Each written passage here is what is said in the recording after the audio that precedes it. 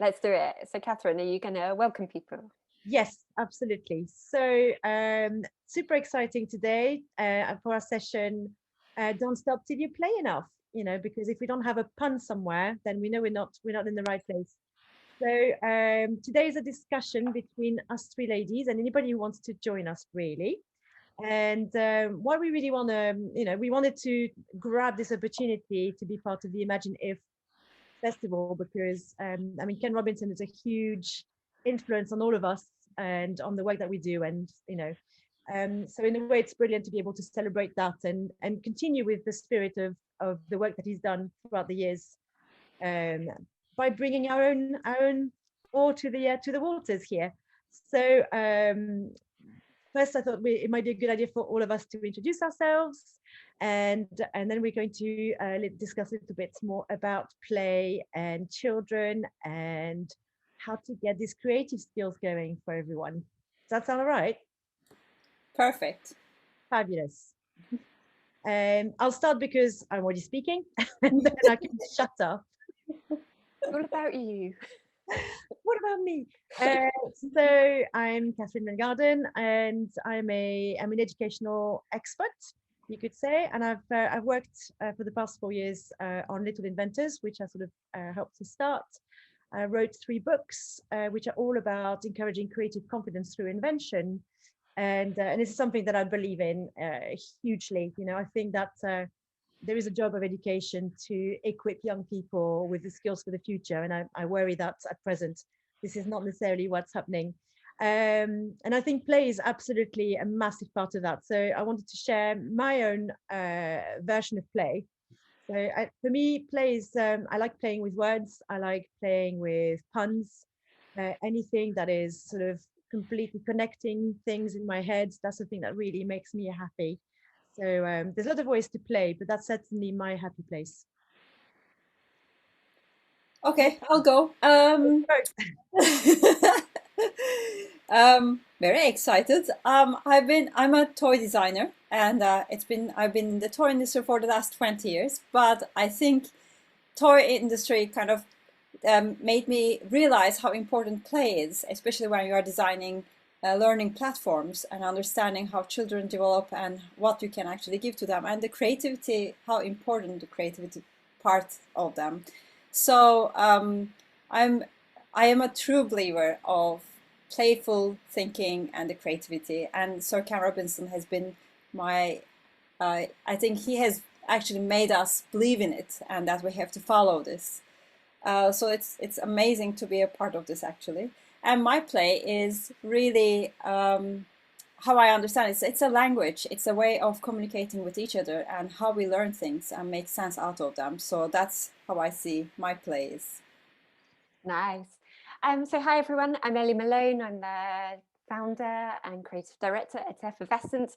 And what we do is we work with children and young people through playful creative processes to say the things they need to say to the people who really need to hear them.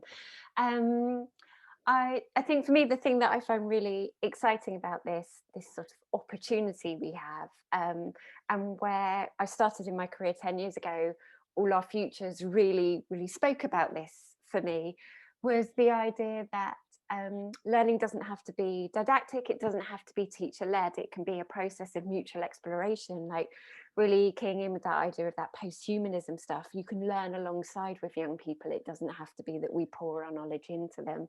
And that's something that has stood me in good stead when I've been working on campaigns with children and young people.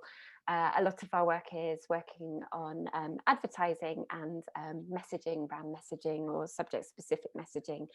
And the process of that is kind of really playful discovery about finding the connections between people and their connected experiences, and that ultimately, even though sometimes things can feel very apart and that we're very alone in our experiences, also we're not completely alone. And actually a lot of the experiences we have, no matter how strange or difficult, are actually experiences that other people have had too. And when you find those people, you realize it's not your fault and that actually you have something really amazing to bring to the world. So that's what I love about play. It connects people, it gives people permission to be part of something where there aren't lots of horrible boundaries. It provides a kind of empathic understanding between people, and that's what I found really, really exciting about this work. Welcome to the people who are just joining us. Yesim and Katherine and I have just introduced ourselves, and we're just having a bit of a chat, but kind of feel free to join in, guys, ask us questions or talk to us. We're really glad you're here, and we're really excited to talk with people, not at them. Katherine, back to you. You're comparing this. I ask you one last thing is, how do you like to play? What's your way of playing? Oh, I play all the time. I muck about, but my favorite thing at the moment is probably my current passion is barbecuing everything at the beach, like digging holes, getting driftwood, making an enormous fire, and like just playing with all the different things that I can incinerate and then eat at the beach. So it's not a traditional play, but it is a playfulness and a creativityness. Yeah. And I'm really obsessed with eating over lockdown. All the things I can play about eating is my thing. I like playing tricks on my family. So kind of like practical jokes is also my play at the moment, like portioning out the toilet roll they're allowed during lockdown and things like that, and writing their names on the sheets and things like that. Getting my daughter's ire. What I like what you're saying is that again, we talk about education on one side and creativity on the other, and play is like, you can put so much thing down to play. It's not like you don't have to be a child and have toys to play. You can play by enjoying the world around you, by the way you look at things. You can play quietly, you can play in loads of these different ways. And in a way, play is all about how you engage with your environment if you let yourself do it. Yesim, I mean, I love how you talk about our relationship to playful mindset in a way. So maybe you can tell us more about that. Yes, I mean, I think it's in play that you start to notice, because you are free and you are doing it voluntarily. You are not being pushed and you are not forced or anything like that. You are just there and you are enjoying that time. I think it becomes so much easier to become playful. Like, for example, cooking. If you like cooking, that's your play. I mean, because you are sensing it. You are kind of smelling, you are chopping them, so there's some action and everything. So it's altogether play. Or it can be for somebody else who likes to do cold water swimming, for example. These days I keep talking about that. So that's play. Because you are just jumping into this coldest place, and it makes your senses so much more aware, so much more alive.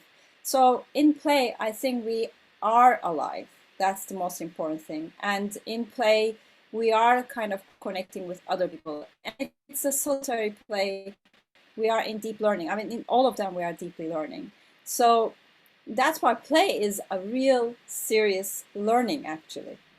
It's kind of like, it's not with or without. It's basically, if you are playing, you are for sure learning. And that's the beauty of it. You make me think about Csikszentmihalyi's work on flow psychology, and that idea that when you have a certain level of expertise, you can really innovate and take things forward. And what you were describing there about that level of comfort with what you've got to play with, that is where innovation happens. It's not when you're learning how to do the thing that someone else is showing you how to do. It's where you have enough comfort and sort of you're familiar enough with the materials and the ideas that you're playing with to take them further. And that's where I think we're not affording children that opportunity at the moment. A lot of learning is deciding what they're going to learn and then sort of facilitating their learning that. Yeah. But we're missing an opportunity, and so many young people are so excited to and so really engaged with the world's problems. Like, children now are engaged with social and technical and environmental issues in the way that we weren't probably as children, because we didn't have access to that amount of knowledge. And young people are very exercised about it, they're very passionate about it, and they want to engage with that stuff. They don't just want to be taught what we know, they want to find out what we know and what we don't know, and they want to innovate and make things better for other young people like them. Exactly. And also, I think it's the same with adults. I mean, like, when I do play workshops, that's the first thing you realize. Their face, goes into the 6-year-olds.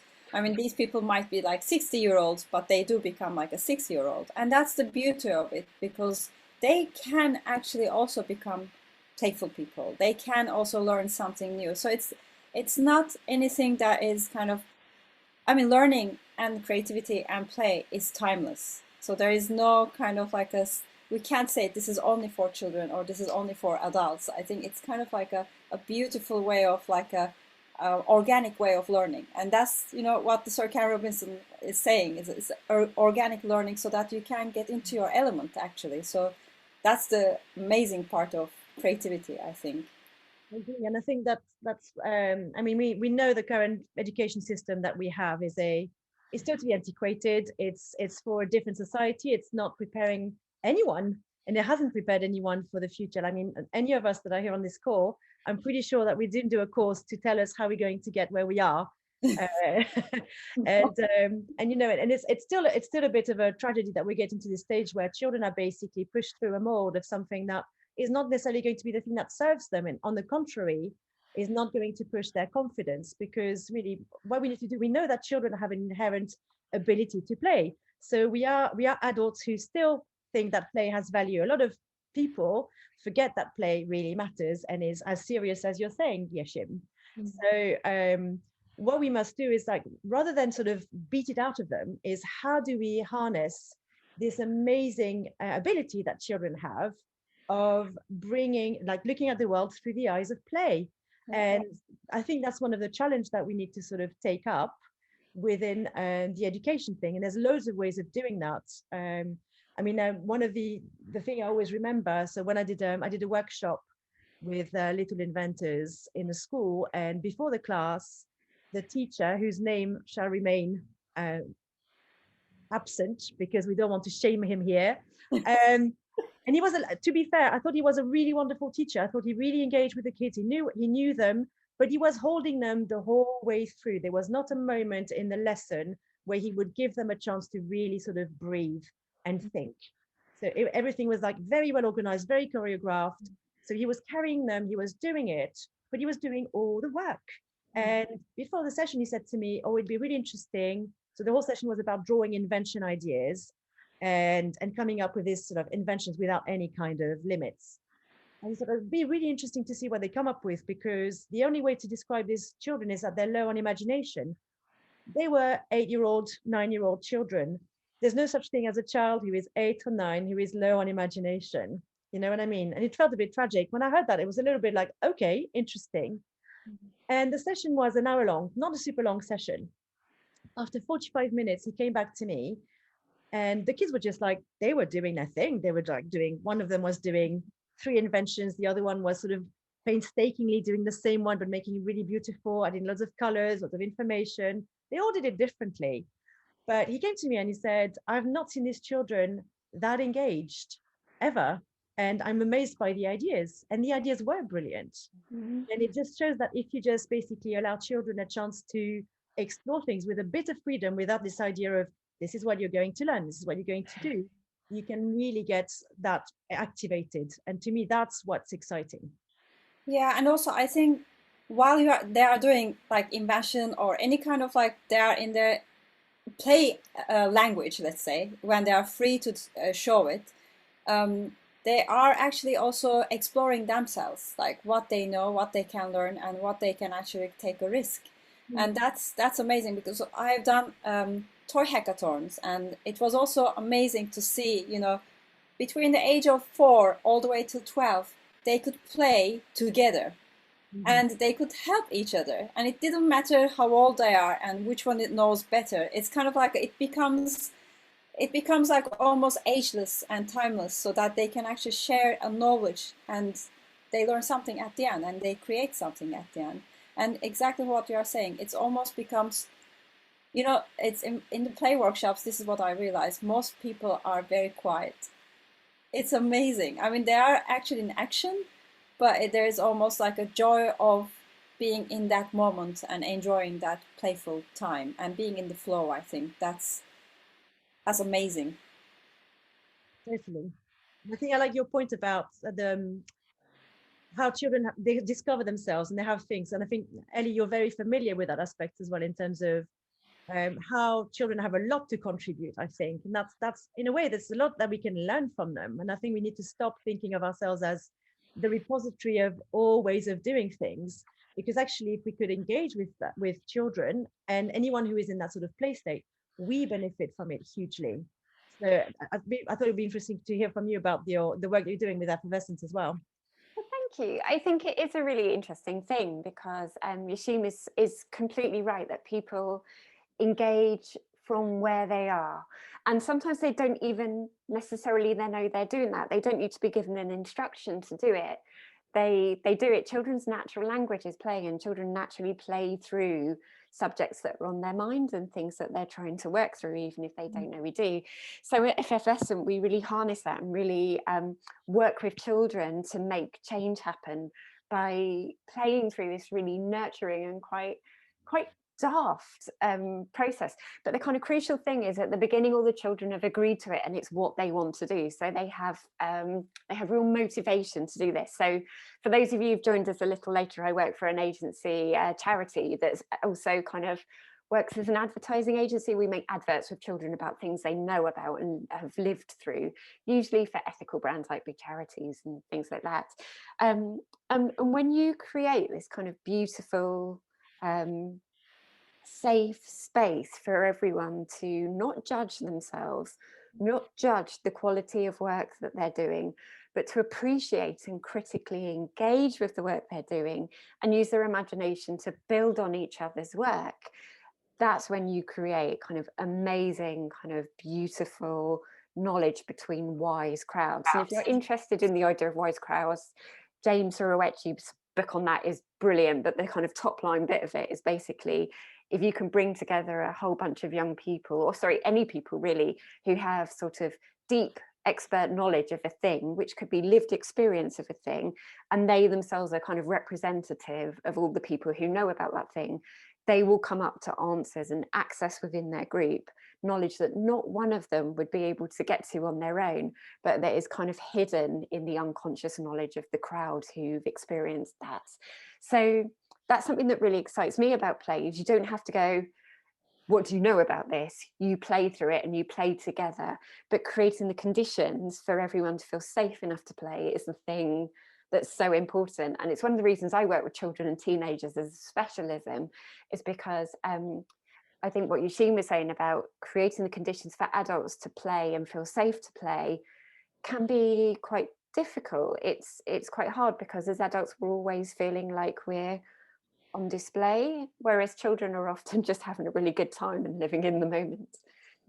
I agree. Yet we know, I mean, you know, equally children can feel incredibly self-conscious, especially when there's a lot of I think this is the context of school again, and this is where play is the more they go in the school system, you go from playgrounds to having, you know, quite a few things, and then you go to the key stage theory and there's less things, and by the time they go to secondary school, then all of our stuff sort of disappears as if play is irrelevant.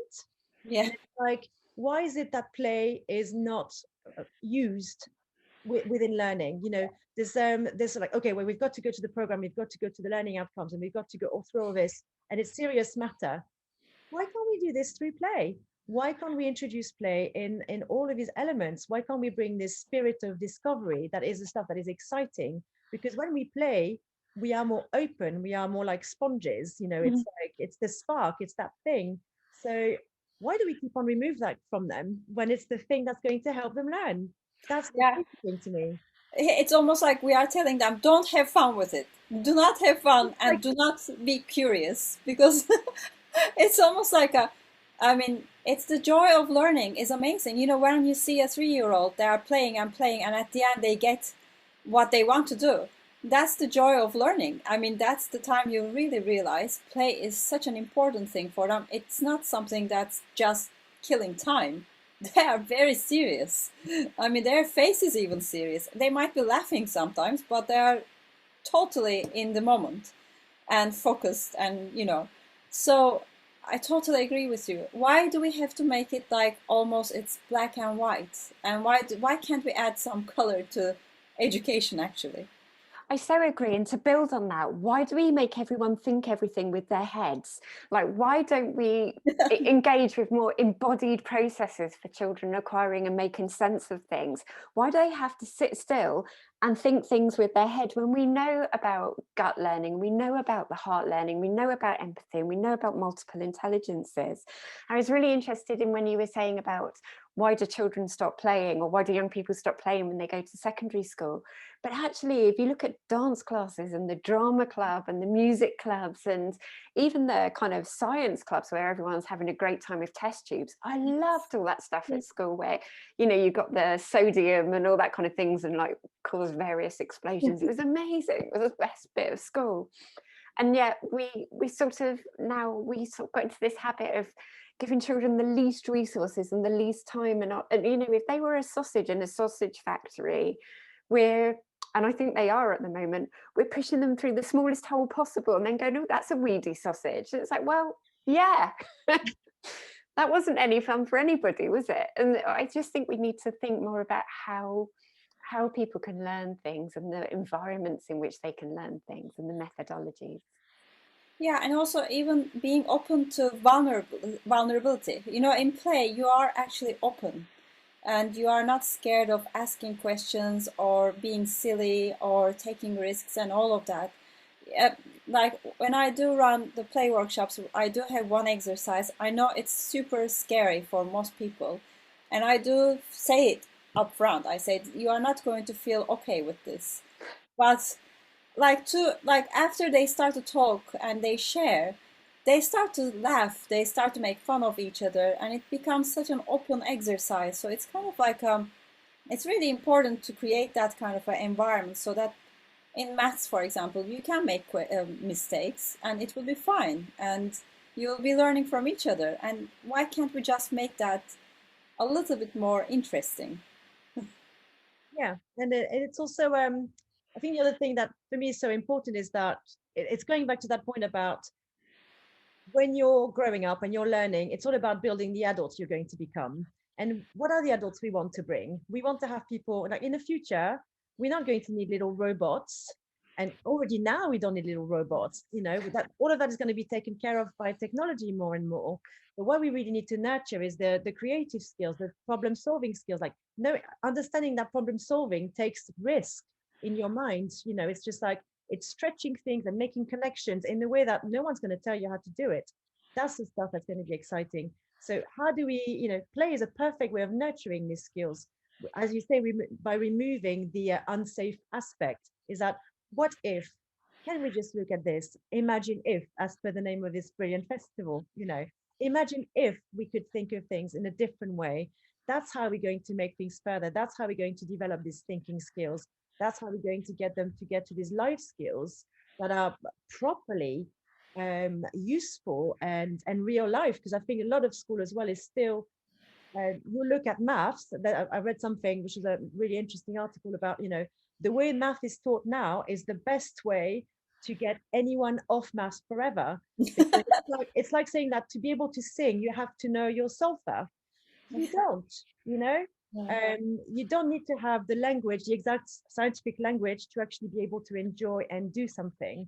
So why don't we allow people to sort of explore these subjects, and it can be anything, in a way that actually is interesting. I Yeah. think Bianca has a really interesting question about could you share the exercise that you do? Could you describe the exercise that you did? And actually, maybe it would be really fun for Katherine and I to also to explain one thing we do with young people that supports them to let go and play, perhaps. Yeah, mine is I ask my participants usually to think about their best attributes, and then take a small aluminum foil, and then make objects from that, the words that they come up with. So it's very abstract, but then you turn it into a more tangible, almost sculpture, basically. But it's interesting because usually people, it depends from, everybody comes up with so many different things. And but at the beginning, of course, you can imagine it's a little bit hard activity. I have to explain it, but then it's amazing. What kind of things do people make? You know, it depends on, for example, every year I was doing it with Warwick University a lot for last 9 years. So every year it changes from like what the macro trends are. So one year, for example, they would say love and compassion, and then the next year they might say if world is having some issues, then they would say safety, home, and they would create this kind of, I'm very much family oriented. So they would have all these kind of very different things. Some people do say I'm like a plane and I go very fast, so they would create like these planes, and some people just come up with this crumbled like a ball, and then they start to make some meaning out of it. But it's really really interesting to see how certain people comes up with how you almost start to see a pattern actually. Katherine?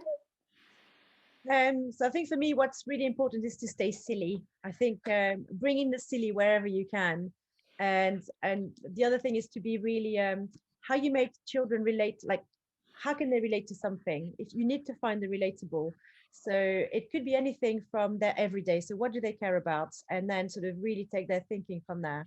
So it might be so that's why it's quite good to look at themes, like nature or something. Like children generally love animals or insects. They're very curious with things like that. So trying to find this little connection, but then also the playing with words. So basically saying, okay, find an object in the room. Tell me something about this. So this is a chair.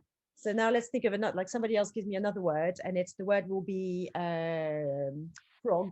So can we come up with something that would bring these two things together? And it could be a story, it could be a drawing, it could be an invention, but it's sort of like just giving them like the simplest prompts of things that are around them, and just let them sort of play with that. And it's silly, permission giving, and relatable. To me, these are my sort of like really important rules. Sounds amazing.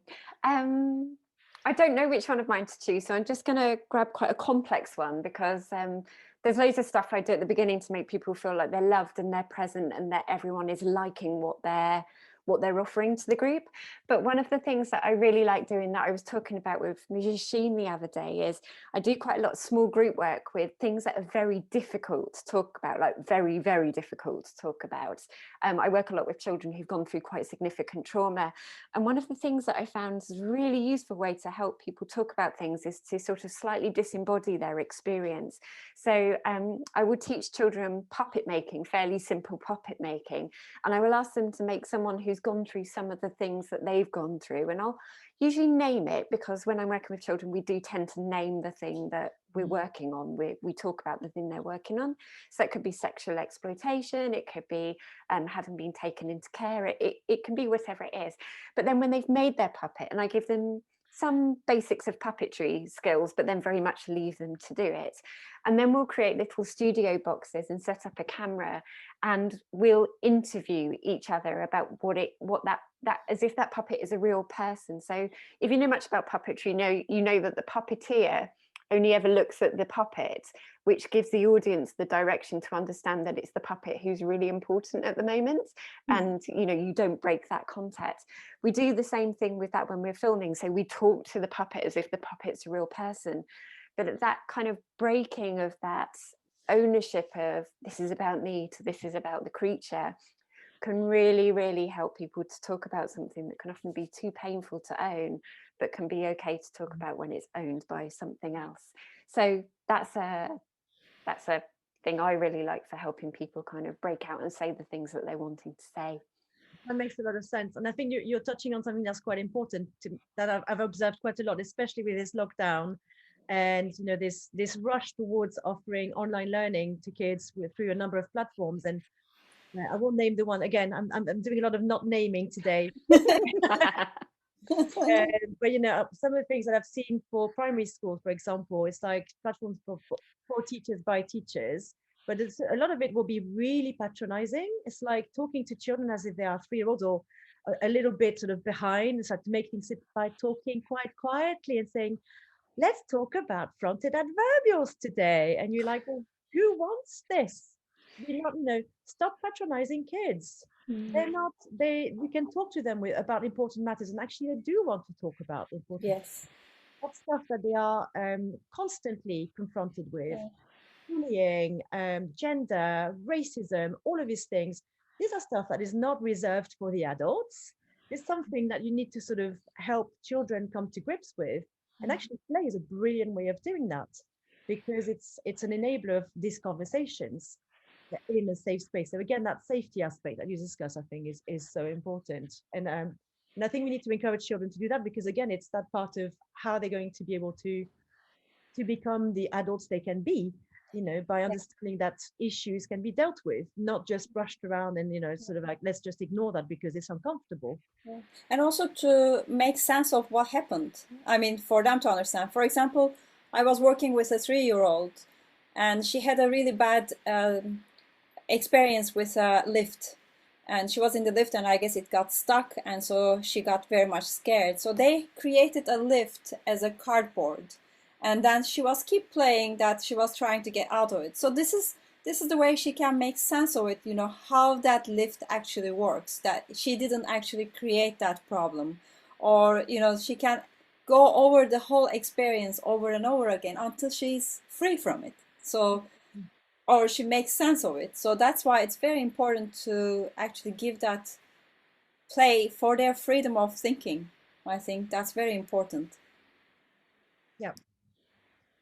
Agreed. So it's funny how we've gone from there's a light version of play, there's etc., and then Yes. into this like really quite deep things. But that's the thing that play can enable. That's why it's such a powerful tool, and I think that's why we need to not shy away from it. I think for me, what I would love to see and hope to be part of is getting to the stage where we can really sort of look at education from a child's perspective, so really bring the sort of the child-centric aspect of it. And then how do we then take them on the journey by supporting them, facilitating their learning, rather than trying to be from the top of the classroom and telling them what it is they need to learn. Let them learn the stuff that matters to them. That will have more value in the long run, and they will find their way, as we have done. But often, in my experience, certainly, I found my way despite the system, as opposed to because of the system. Yeah. And too many people will not have that chance, So that's how do we stop that from happening? I am totally with you. I had exactly the same situation. I never liked the school, actually. That's sad because it was all about memorizing. It was all about kind of somebody is telling you how to learn and memorize all the equations and everything. So it wasn't about having fun and trying to find your way. So it was mostly yeah, same for me. Despite the whole education system, I think I end up being a play expert. I guess that's the reason I became actually that worked. There's a question from Bianca. How would you act with a child who only wants to play?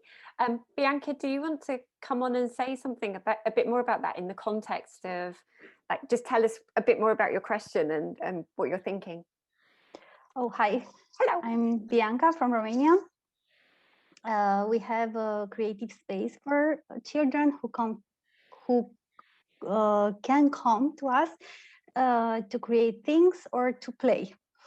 Well, we have projects every day. We propose them different projects, and if they want to engage in these, we will help them to make the project. If not, they propose another type of project. If not, they are playing. So we have a child who only wants to play. We are fine with it because he's a 6-year-old child, but his mother she's not very happy with that. So we are trying to tell her that at this age, well, they only have to play. But I really want to bring more facts to this in order for her to be happy with her child who only wants to play. Thank you very much. And this is very helpful and very nice to hear you guys. And thank you for jumping on at short notice to kind of flesh out the question a bit. It's horrible when someone calls you up to unexpectedly, isn't it? It's a bit like being the teacher. Go, can you come and write that on the board? Oh no! Thanks, Bianca. Katherine, Yesim, I've sort of moved into being the compere unexpectedly. Sorry about that. Right. Let's be fluid and playful as well. How could we help Bianca, or what advice or support could we give Bianca? And audience, also feel free to shove some stuff in the text if you've got a solution. We'd love to hear from you too. Bianca, there's you could send this Ken Robinson video, basically the one, the famous TED talk, and talk about this child who basically seemed to be unable to move, to do anything but move about, and ended up being like this amazing choreographer and dancer. Like children do the things that they need to do. So if there's definitely a brilliant place for her to look at in terms of the value of play, and maybe putting a bit less pressure on that. But if play is the thing that this child is interested in, then how can you engage that child through play? So what are the things that he needs to do that could work by using the medium of play? What are the things about play that he particularly likes? Is it going to be playing with little characters? Is it going to be sort of doing things with paper? Or is it imaginary? Whatever it is, there might be a way sort of like going into that. But certainly at six, play is exactly what he should be doing. And well done to that child for keeping that going, because that, to know your mind at 6 is already pretty impressive in a way. Yes. Well, he's for us, when he's in our space, it's very nice to see him how he's playing. He's a Lego player, and he does some characters and some stories with his characters that are pretty amazing. And we always encourage him to come and do his characters with other materials, for example. And that's when he sometimes wants to do that. But I really like him a lot. I really like how he's in his world, and he's playing with the words and with the characters, and he's coming and he says he's a superhero, and the other day it's something else, and he's a very nice child, and I really want to encourage his mother to let him be and that he will have plenty of time to do something else besides playing. But yes, and this is very helpful. Yesim, do you have any advice for Bianca?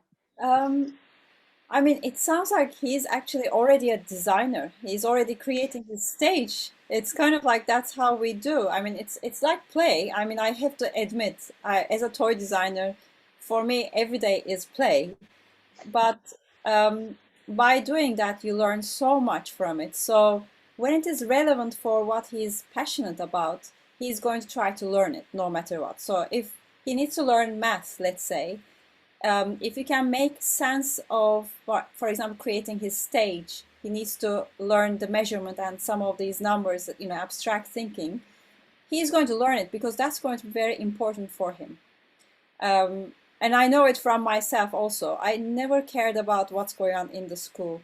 But if somebody already told me that while I was melting my pens that I have to learn some chemistry because I was stealing chemicals from the lab, I would have paid more attention, definitely. Yeah, I did that. I want to hear about that story at some point.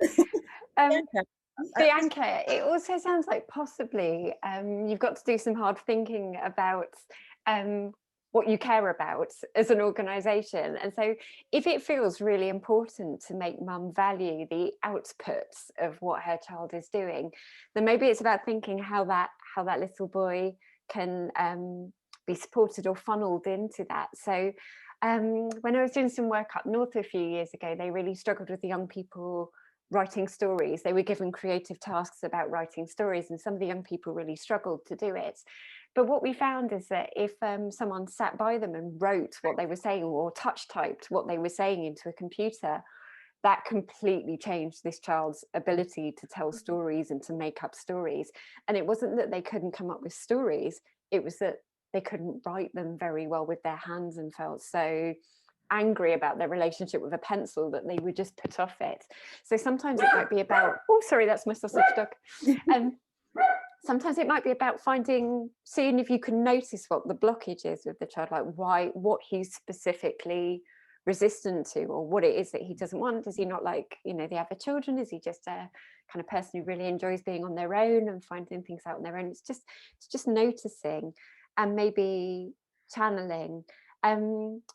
It also made me think of Sue Amy Jennings' work on play and embodiment, projection and role play. Like maybe he's just not ready to move on to that yet, and it might be worth just sharing that kind of literature with the mum that might help her get a sense of where he is in his kind of developmental journey. I don't know, that those are my thoughts, but also it's about your values as an organization. And sometimes when I'm put in difficult positions by clients rather than mums usually, I remind them what my purpose is, and that what they think my purpose is might not be what my actual purpose is. And that sometimes gives me rich territory to negotiate what I'm doing rather than defend what I'm doing. Yeah, and I was going to build a bit on what you're saying, Ellie, about your situation as well. Is that so? This boy only wants to play, but you, Bianca, are already able to identify how much value there is to it. And in a way, it might be your job to translate that back to the mum to say, actually, when he's playing, he is becoming an incredible storyteller, which is a fantastic skill to have. He is learning about 3D sort of dimensions. That's also a fantastic skill. So maybe you need to translate for her what it is that this play is achieving for the child. Yeah, I think that that's something that will probably make a massive difference, and hopefully make her appreciate play a lot more. But yeah, there's thankfully quite a lot out there that sort of supports that.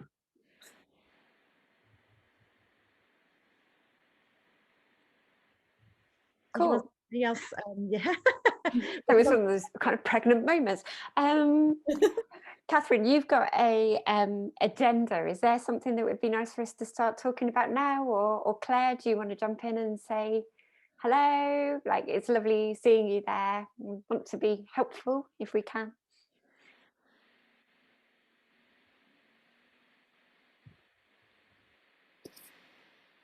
Unmute. I'm just Hello. figuring it all out.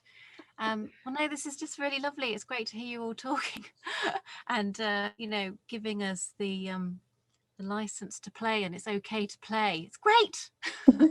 I do work with kids and I do creative stuff with children. And I mean, what I'm kind of up against quite a lot is trying to get more time for creativity in schools, and knowing I've worked quite closely with teachers as well, and knowing that their agenda is packed and that they're constantly run off their feet and they have an awful lot to do. It's really difficult to communicate with teachers and senior leadership team. It's difficult to get their time to communicate with them, to plan things. And it's difficult, I think, for teachers to have the time to, make allowances for things like play. It sounds like an indulgence when they have such a rigid program to get through with 30 kids.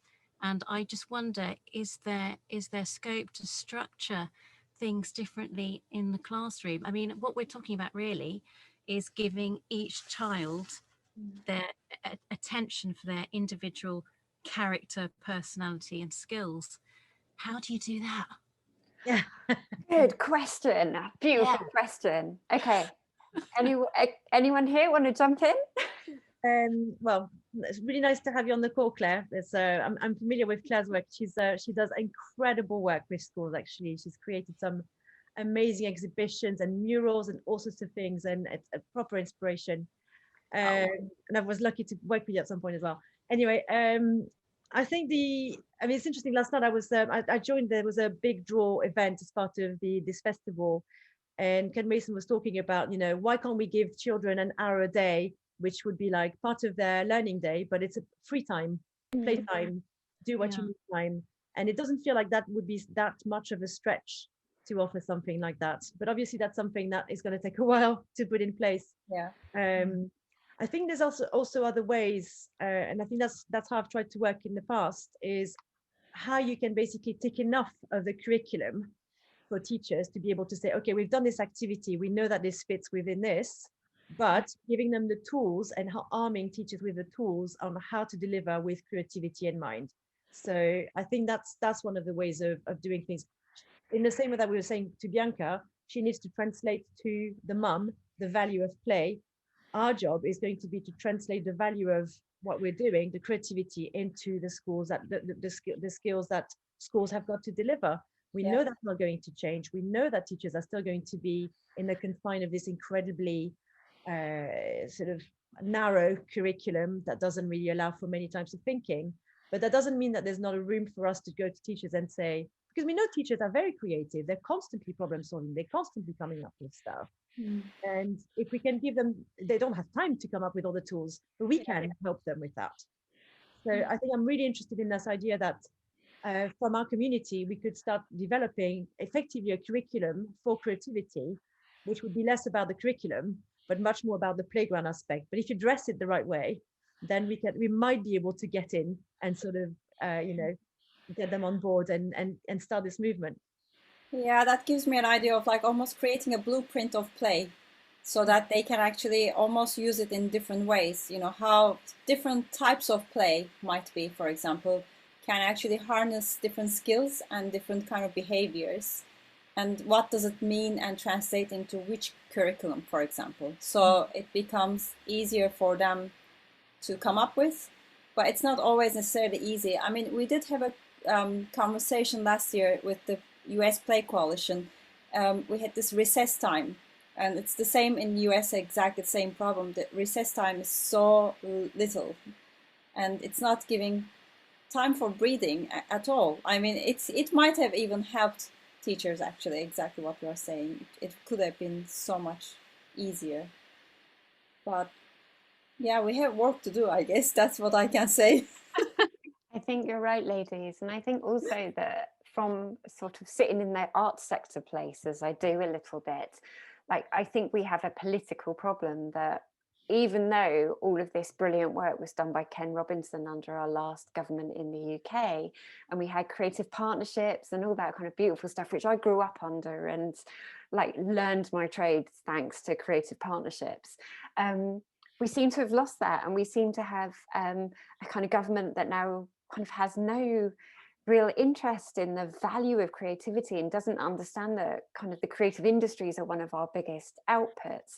Instead of seeing it's kind of seen as mucking about time in school, like not the actual proper learning time in the school, the kind of easy option in school for the kids who aren't very good at academic subjects. And that's not true. Like there's so many of us here who balance being really creative with doing quite difficult technical design work. We need to fight back a little bit to the government and try to find a way to make the case more effectively for this kind of stuff being important and valuable. But I have no idea how to do that, and I really wish I did. I mean, I think from the mental health issues, because it's going to be crazy this year, definitely. There's a push already. So maybe this time we might have a kind of a place that we can just jump in so that we can push the creativity even more. Because to deal with emotions and mental health, that means you need to be creative. You need to have that kind of space. And that's going to be crucial this next couple of years, definitely. I think that's why I was so excited when I saw this Imagine Here festival coming through, because we know that this is a community where we all agree. I think we all agree on the main principles that we need to transform education. We need to transform how we sort of look at creativity. We need to really change the system. And there is this community that's forming that has been there for a while, actually. Yeah. But the more we sort of continue on this and sort of get together, and we can push this system, we can push this forward. And I think not everything has to be that systemic. We can start with a sort of, we can start grassroots. We can start with doing our own thing and sort of inspiring others and actually listen to children and what they need. And so I think there's a lot we can do, and in a way that's very, very exciting. Yeah, and I think we have to also challenge the workforce. If businesses are going to be looking for more creative people, if they are going to need people who can actually take their own initiatives and, make things, that means we need to have the children to be creative anyway. So that means it needs to come from the workforce also, like businesses, to push the, governments. So it's a collective work, actually. We have to be almost like work together. It's interesting. A friend of mine works at the Institute of Education, and so we always talk about China as like, this place that has, crazy achievement in terms of maths and science and all this stuff. Well, you know what they're doing at the moment? They are importing UK teachers to go over there to teach them how to do things creatively, because they know they're very good at producing, but they know they don't necessarily have the ideas level, that level of problem solving and thinking outside the box.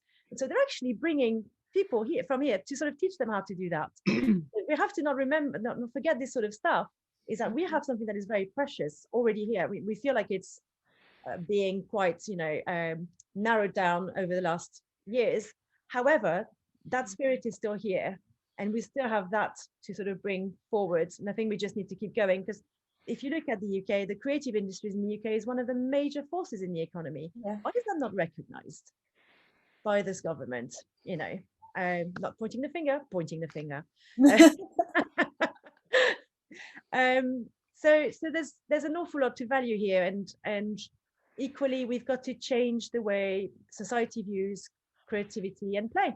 It's not just that little boy's parents that we need to tell about the value of play. It's everyone. Listen to the stories that your children are making. Listen, like properly listen. When they are playing with words and they're saying something wrong, generally they'll say something wrong because it's got a different meaning to them, and it's really interesting to look behind it. I've looked through thousands and thousands of children drawings, from anything from like one of them that I absolutely loved was when I first saw the drawing, I was like, what is this? And it was like one circle with two little circles underneath, and that was it. And it had 4 words next to it, and it was rock trampoline for fish. And and it's still one of the most joyful thing. It was like it didn't need to be a brilliant drawing, didn't have to be a great description. It was this pure fantasy by this 7-year-old who came up with this idea of fish having fun on the rock trampoline. Oh, nice.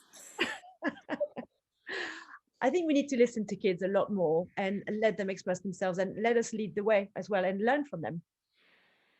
How do you measure play? How do you measure the value of play? Often when I'm doing art activities, that's one of the challenges is, okay, where's your evidence? How do we know that this was worthwhile? How do we know that this has had a positive impact? Boring. But you've got to be able to measure these things in order to sort of validate your place and its place within the learning environment. How do you do that? I'm just going to jump. I have done so when I was doing when we do the Warwick University the play day, the whole in the module. The module is actually design, service design management, and I work with really high level engineers, so for them to think differently. And exactly to your question, and it's the whole day is we play and we go into fantasy worlds and everything, but it's always very hard to show it on paper and say that the value of play is this. But next day when they do the marketing strategy, because they played, because they are kind of marinated in this world, to kind of think differently, next day they come up with so much better ideas. And that's already showing the effect, actually. Of course, you can't really, it's really hard to measure these kind of, it's very subjective. It's very hard to actually see it. But the minute you see it with a contrasting activity, you see the effect. So I think the error as well is to expect something that's going to happen. You do one session and then you've got an outcome. But, it's like you're not going to do that. It's like you do need to embrace. You need to embrace the arts and creativity and play over a longer period of time, because then you can start looking at. So if in a school year you would imagine having kids doing over. We have a perfect example in our local school, for example, where they do musicals. They do like a whole term where they invest their time in creating a musical, and the teachers are super involved. The kids are obviously super involved. They do all the decorations, they learn all the songs, they sort of do the art direction. They have to stay back longer at school to allow for this. So they stay like an extra hour, like 3 times a week to do that. And you know what? No one complains, and they're all fired up. And then you see the engagement of these kids. I'm sorry, but this is a very measurable thing when you have that sort of aspect of the engagement and the level of happiness that you see. So you do need to have the chance to look at that, and also be very careful about the measures, that whenever you're looking at impact and things like that, you have to sort of make sure that it's something that is realistic in terms of the impact the measures you can create. So if you're going to say, well, we want to know how much they learn about maths by doing Lego, then if you start measuring it in a regular thing, you're probably not going to get what you want. But I think it's, again, sort of how we sort of showcase the value of investing in this through outcomes that are real. So the learning skills, the all these soft skills, which are not soft at all, that are so essential, and that we know schools have to deliver anyway, because mental health and well-being is also a big part of their remit. So this is where we are, and this is what we've got to keep on pushing, basically. I agree with all of that. And I think there's a couple of things to think about also. One is the impact on the young people, and sometimes that is measurable. And definitely with some of the work we've done with children who are school refusers or find it very hard to go to school, we found that they will be with us every day for months when they haven't been to school for 2 years. So, but is it the play, or is it being played with? Like, I think that a really important bit of the work that Effervescent is doing with children and young people is it's not putting them in the room and telling them to play, or even giving them permission to play. We're playing with them and listening very, very seriously to the ideas that they're having through that play, and taking them seriously as people, and giving them really purposeful things to work on in terms of adverts. But also, one of the things that she puts her hands on her hips, one of the things that I've spent quite a lot of time wrangling with the Arts Council is the idea that, and sort of, full disclosure, I used to be an Arts Council officer back in the day, was that up until quite recently, they've really treated children and young people's engagement with culture in this country as a learning strategy. So even though I was the lead for children and young people, my actual title was learning officer. And I've really had to spend quite a lot of time and effort arguing to them that children are fully capable of creating, usually with some kind of support and help, but they are fully capable of creating world-class, brilliant art pieces, because they have amazing imaginations. They are just as capable as any of us of thinking of something. The only real difference between us and children is that we've spent about 20 years honing our craftsmanship of our ideas, whereas young people are just having fresh ideas right now. So, we kind of have some of the know-how, and we're very good at, in my case, I learned to stand on my toes and dance around a bit, and that was very helpful sometimes. And children haven't built up that strength yet, but children are really capable of doing quite extraordinary things. If we look at Greta, oh my God, I've forgotten Greta's surname. Say it again. Thunberg. Thank you.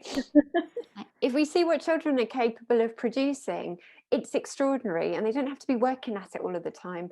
A beautiful idea can come from anywhere and can be world-changing, and there's no reason it can't come from children, but it won't come from children if we don't give them any space to play and have that idea. Agree. I think that's why that idea of being child-centric. Let's change how let's flip the scripts. Let's stop going from the top down. Actually, they're not down at all.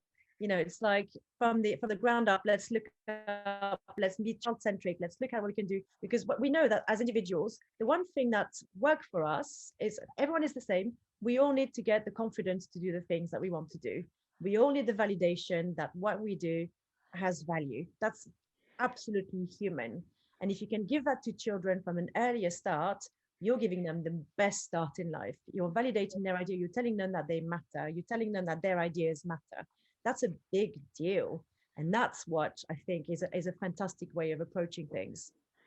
At this point, everyone's supposed to get out their pom-poms and start like cheerleading to this. Yes. Here we are at the end. Wow, what an amazing way what a beautiful place to get to. It almost feels like we scripted it. I feel like we should invite everyone to give us their final thoughts before we leave, or to tell us how they're feeling at the end of this session, or one thing that they're going to do. What should we ask everyone? What they're going to play with, what thoughts are they playing with over the next week or two? Would that be good? Yeah. Okay, let's start with some of our guests who haven't had a chance to speak very much. So Bianca, what thoughts are you playing with over the next couple of days? Well, I think I will just put on the paper what I actually want to say to parents when they are coming to us and ask what their children did for 2 hours or 3 hours, because I feel there is a need coming from parents that they need their children to do something all the time. And if they are playing, or if they are off, or if they are doing nothing for 30 minutes, for example, they are feeling that they waste their time. And it's a lot of pressure put on children to do something all the time. So I think I will play with these thoughts in order to make sure that parents that are coming to our place know that we are not doing that, and we are really celebrating children and their childhood and the right to play and do nothing for how much, I don't know, 20 minutes, 30 minutes, 1 hour, if this is what they want. Brilliant. Thank Amazing. you. And Claire, what are you playing with? What ideas are you playing with for the next couple of weeks? Well, kind of what Bianca said just got me thinking about, I do a weekly session with early years, and this conversation just got me thinking about the comparison between the early year environment and the primary school environment, and how kids do that massive leap from, in early year settings, they have different stations where things are happening. You've got your kind of dressing up area, you've got your model building area, you've got your farm animals and characters area, you've got puppet, there's lots of different areas. And the kids are free to just roam around and explore. And, what I've got from this really is it's about exploration, discovery, finding your way and finding yourself. And I just think that's brilliant, and that's what kids in early years are doing. And then as soon as they get into the sort of primary school environment, it's slowly clamping them down to the desk and a very rigid routine. And I have friends who live in Holland, and their kids go to school where it's much more directed toward um, self-directed learning. So the kids can pick and choose their own routine throughout the week, what subjects they're most interested in, when they schedule their interest in those stuff. It's a bit more self-directed learning, and somehow maybe the early years and the primary thing could fuse together, and we can have a bit of a mashup of the sort of the environment and how we structure learning as we grow up. Cool. Wow, that's a lot of thoughts to have. Like, that's a lot to play with there. It's really exciting though. Fantastic. Thank you, Claire. Yesim, what ideas are you playing with for the next couple of weeks? Oh my God. I think I'm going to be playing with this play blueprint. That's what I'm going to be playing with. And we are going to be talking about it soon. That's what I'm thinking. Sounds good to me. Awesome. Katherine? I want to play with you. I want to play more with you. Yes, we are going to play. I think meeting you guys has been an amazing thing, girls. And I want to continue exploring what we can do there. On another thing what I'm doing that I'm currently playing with, which is fantastic, is that I'm writing a story with a 12-year-old illustrator. And it's been brilliant because we've been collaborating fully on the story, and I had like just a bit of an idea, and I didn't know how to do it, and I just took it to her and said, well, what do we do? And so we talked about it, and I've been writing the story, and she's developing all these amazing illustrations. So that's kind of like my favorite playground at the moment. That's amazing. Amazing. What about you? Me? What am I playing with? I don't know. I'm playing with trying to create a manual for how to do this, like, but not a manual that's like, not a manual that tells people do this and do that, that kind of inspires them with all the thoughts about what lies under this stuff, so that they feel really confident that they could do this too. And it's not difficult. It's just you've got to not feel scared of failing. I think that's the thing I'm playing with at the moment. How do I, through a book, help people not feel scared of failing at this and feel like they can do this stuff even if they're in really difficult systems? So that's what I like. New lady, welcome. I'm really sorry you only came at the end, and it's lovely. I'm so sorry we've missed talking to you, but we've videoed this, so if you would like to, you can watch it back. I think we should say goodbye now. We've run over a bit, but thank you everybody for being with us. And Katherine, do you want to say the proper goodbyes? Because I've totally taken over this. Well, there's no such thing as a proper goodbye. I suppose for us doing this conversation was kind of like a very first opportunity to discuss what we think and use our shared experience. And what I'm hoping for is that we don't stop to play enough. We want to continue playing together, and we want everyone to join our little tribe as well. But I think that we're very determined to do something concrete out of this and create stuff that will fit with what we're discussing. So hopefully this is not the last you've heard of us, and we're going to be busy playing and playing and playing. Thank you, everyone. Goodbye, and drop us a line if you want to talk. We'll see you soon. Bye. Bye.